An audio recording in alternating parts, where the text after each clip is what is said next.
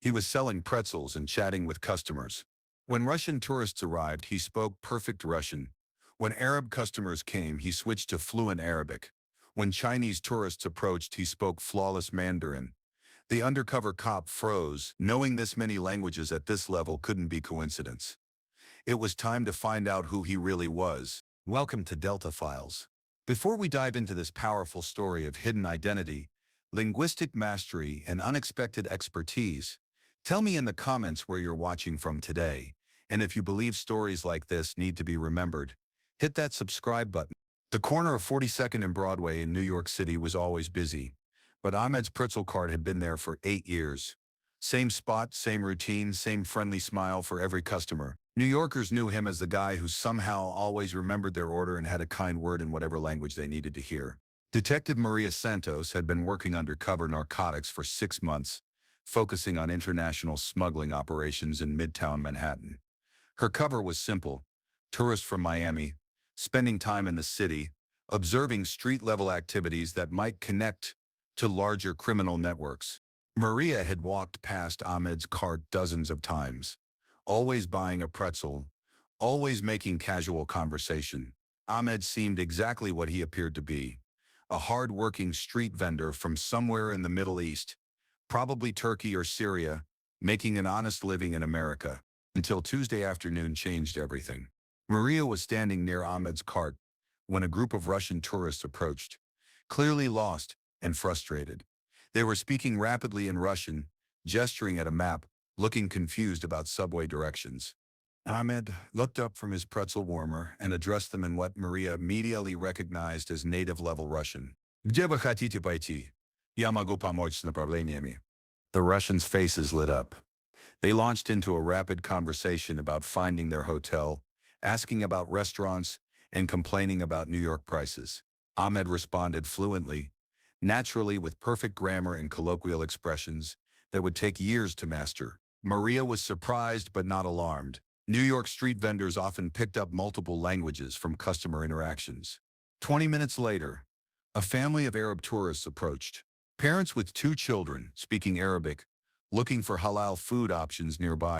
Ahmed immediately switched languages. Ahlan wa sahlan. كيف يمكنني مساعدتكم? But this wasn't basic Arabic. Ahmed was speaking in what Maria recognized as formal, educated Arabic, the kind taught in advanced linguistic programs. He gave detailed directions to 3 different halal restaurants, explained subway routes, and even recommended cultural sites, all in flawless Arabic with perfect pronunciation. Maria's undercover instincts activated. 2 languages at native level was unusual but possible.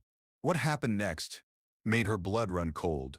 A Chinese business delegation approached, clearly arguing among themselves in Mandarin about meeting locations and timing. Ahmed addressed them without hesitation. 你们需要帮助吗？我可以给你们指路.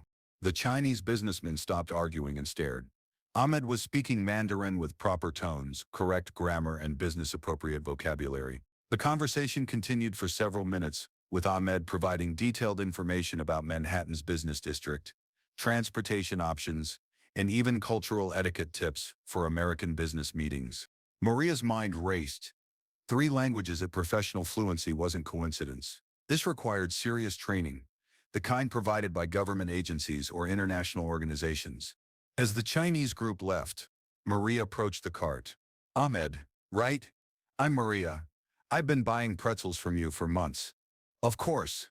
Maria from Miami. You always order mustard, no salt. That's quite impressive what you just did with those tourists. Ahmed shrugged modestly. New York teaches you many languages. Customers are from everywhere. But that wasn't just conversational language. You were speaking like someone who'd lived in those countries for years. Ahmed's smile remained friendly, but Maria noticed his eyes became more alert. I watch a lot of international TV, he said casually. Maria decided to test him. Where did you learn such perfect Russian? YouTube mostly. Russian customers teach me phrases. What about the Arabic? That was formal, educated Arabic. My family spoke Arabic when I was young, and the Mandarin business terminology. Ahmed paused slightly before answering. I had Chinese friends in college. But Maria had caught the pause. In undercover work, pauses meant deception. Over the next week, Maria made it her business to observe Ahmed more carefully. She documented every language interaction she witnessed.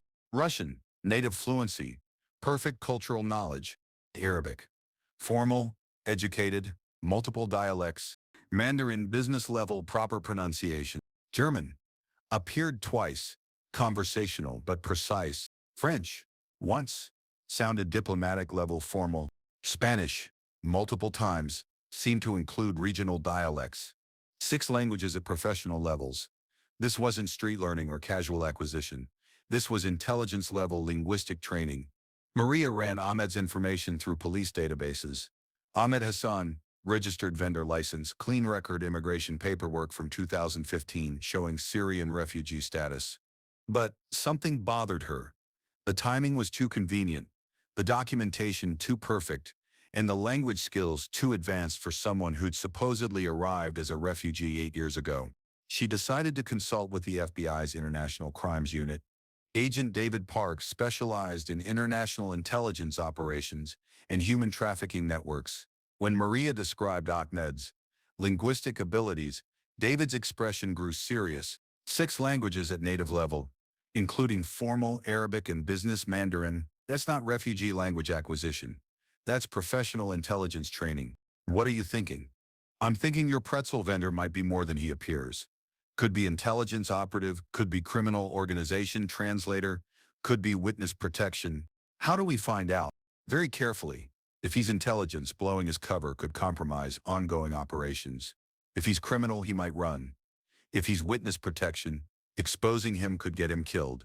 David arranged for covert observation using Arabic, Russian, and Mandarin-speaking agents. Over 2 weeks, they documented Ahmed's interactions. The results were startling. Ahmed didn't just speak these languages, he code-switched between dialects based on customers' regional origins.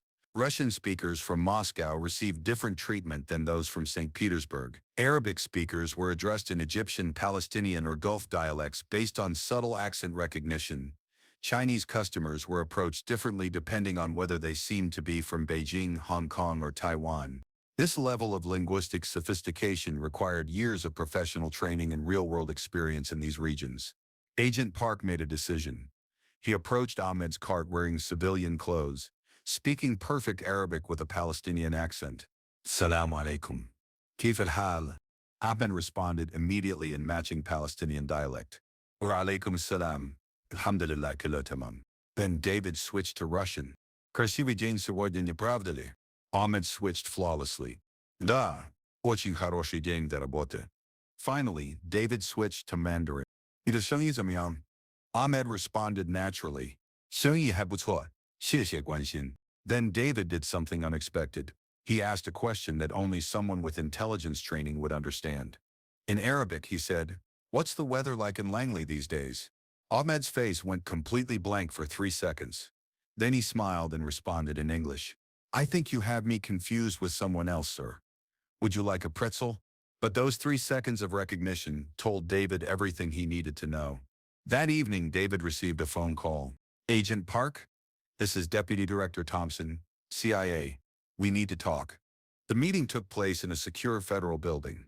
Deputy Director Thompson was direct. "Ahmed Hassan is under our protection. He's a former intelligence asset who provided crucial information about international terrorist financing networks.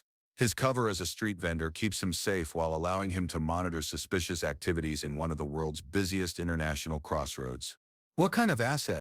Multilingual intelligence specialist. Spent 15 years infiltrating criminal and terrorist organizations across 6 countries. His linguistic skills made him invaluable for deep cover operations. Why a pretzel cart? Perfect cover. He can observe thousands of international visitors daily, monitor communications, identify suspicious patterns, and report intelligence without anyone suspecting. Times Square is a hub for international criminal activity disguised as tourism. Is he still active? Semi-active. He provides intelligence when situations warrant, but primarily he's in protective cover. There are people who would kill him if they knew where he was. David understood. Ahmed wasn't just hiding. He was continuing to serve his country in the most invisible way possible. 3 months later, Ahmed's intelligence proved crucial in disrupting an international money laundering operation that used tourist routes to move terrorist funding. His linguistic skills allowed him to identify communication patterns that other surveillance missed. Maria continued buying pretzels from Ahmed, but now she understood why his friendly conversation sometimes seemed a probe for information about her tourism in the city. Now I ask you, have you ever met someone whose skills seemed too advanced for their apparent situation? Someone who knew just a little too much about things they shouldn't know? Share your thoughts in the comments. Sometimes our greatest protectors hide in plain sight. Thank you for watching. If this story moved you, subscribe, share, and help us honor those who serve in ways we'll never fully understand, in places we'd never think to look.